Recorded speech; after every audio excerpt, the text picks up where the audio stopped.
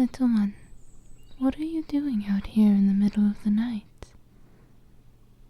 Ah, yes, I know you want to go home already, but really you must be more careful. You know that Nagas are skilled at hunting at night, even ones without their eyes. Please, at the very least for me, be more careful. I know that we only met a few hours ago, but I don't want to see you get hurt, little one. You're an adorable human, and though you are clearly quite skilled, you are also very squishy, and the creatures of this forest not only know that, but they crave it. They will not hesitate to hurt you, little one, as I'm sure you've seen. Me? Why, of course I don't want to hurt you. You're the first human I've seen in a long time, and you gave me quite a bit of company when I was feeling lonely.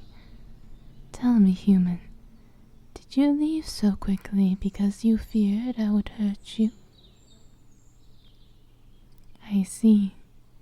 Well, I assure you that I don't intend on keeping you here, despite what you might think. And I clearly don't want to hurt you either. You're too precious for me to do that. Speaking of wounds, though, it seems as though you've wound up with a few trying to battle that Naga just now. We should really tend to those, and then we can talk about you leaving. I know that you want to be home, safe and sound, and I also know you're an adventurer, but you must realize it worries me to see you acting so recklessly. Here, come back inside.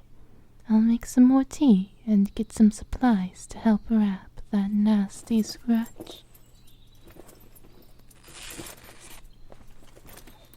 Stay still, little one. This might sting. I was told that you are supposed to pour alcohol onto wounds to disinfect them, though I'm not completely certain as to why. Oh? You want to know who told me? Why, another human, much like yourself, little one. I know it is a bit surprising, but you're not the first human to ever visit me. Admittedly, the other was quite a few decades ago, but I never forgot the things they taught me, such as how to garden. Indeed, they had quite the green thumb, as they put it. I have tried many times to make my own gardens, but it seems that most plants enjoy the sunlight, which I personally don't enjoy as much. Perhaps one day I will learn to overcome my aversion to the sun. I still have a few centuries of life left, that is, if loss allows. What of you, dear human? Do you enjoy gardening? Ah, I suppose you're right. There's not much time to build yourself a garden when you're out adventuring. Tell me, little one, is that what you intend on doing for the remainder of your life? Or is there something that you want to eventually work towards? Would you like to have a family someday? A partner? Or do you see yourself falling in love with the road and the many adventures you go on? Ah, I see. It's perfectly fine not to know what you're doing. In fact, I find not having a set plan to be a wondrous thing. You give yourself the freedom to enjoy life without the worries of not reaching that point that you've been working towards this whole time.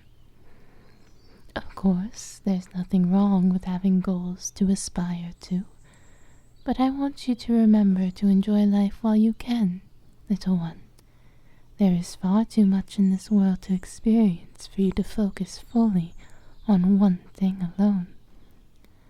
I understand that perhaps that is a strange thing for you to hear from a creature like me, but I will be honest, little human.